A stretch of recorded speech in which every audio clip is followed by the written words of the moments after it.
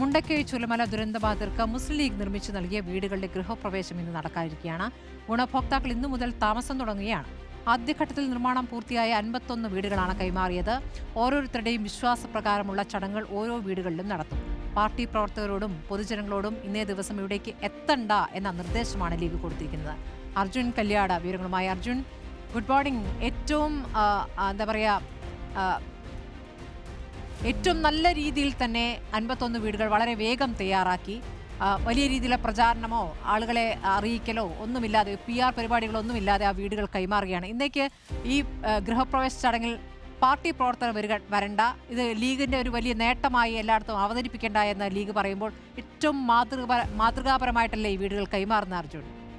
ഒരു നിമിഷം കൂടിയാണ്. കാരണം മുണ്ടക്കൈ ചൂരൽമല ദുരിതബാധിതർക്ക് മുസ്ലിം ലീഗ് നിർമ്മിച്ച് നൽകിയിട്ടുള്ള ആദ്യഘട്ടത്തിൽ നിർമ്മിച്ച് നൽകിയ 51 വീടുകൾ, ആ 51 വീടുകളുടെ താക്കോൽ ഇതിനകം തന്നെ കൈമാറ്റം ചെയ്യപ്പെട്ടിട്ടുണ്ട്. എന്നാൽ ആ വീടിൻ്റെ ഗൃഹപ്രവേശന ചടങ്ങ് ഇന്ന് നടക്കുകയാണ്. ഓരോ വീടുകളിലും അവരവരുടെ വിശ്വാസപ്രകാരമുള്ള ആചാരപ്രകാരമുള്ള ഗൃഹപ്രവേശ ചടങ്ങുകളൊക്കെ നടക്കുന്നുണ്ട്. വൈകുന്നേരം ഈ നേതാക്കൾ മാത്രം, അതായത് പാർട്ടി പ്രവർത്തകരോ പൊതുജനങ്ങളോ എല്ലാവരെയും പങ്കെടുപ്പിച്ചുകൊണ്ടുള്ളൊരു പരിപാടിയല്ല.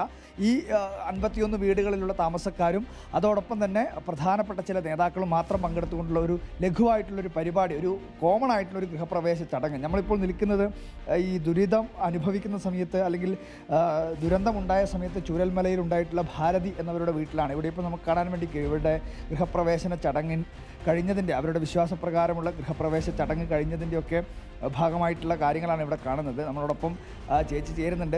ഇപ്പോൾ വലിയ സന്തോഷം തോന്നുന്നൊരു അവസരത്തിലാണുള്ളത്. അതെ അതെ അതെ. എന്ത് തോന്നുന്നു ഇപ്പോൾ? നല്ല സന്തോഷമുണ്ട്. ഇങ്ങനെ 1.5 വർഷത്തിന് മുൻപ് വലിയൊരു ദുരന്തമുണ്ടായി. അപ്പോൾ ഉണ്ടായിരുന്ന വിഷമമൊക്കെ ഇപ്പം മാറി ഈ വീട് കിട്ടിയപ്പോൾ. നല്ല സന്തോഷമുണ്ട്. ഇപ്പോൾ രാവിലെ ഗണപതി ഹോമമൊക്കെ കഴിഞ്ഞു. 4 മണിക്ക് പിന്നെ ഉമ്രാന്തിരി വന്ന് ഹോമം തുടങ്ങിയതാണ്.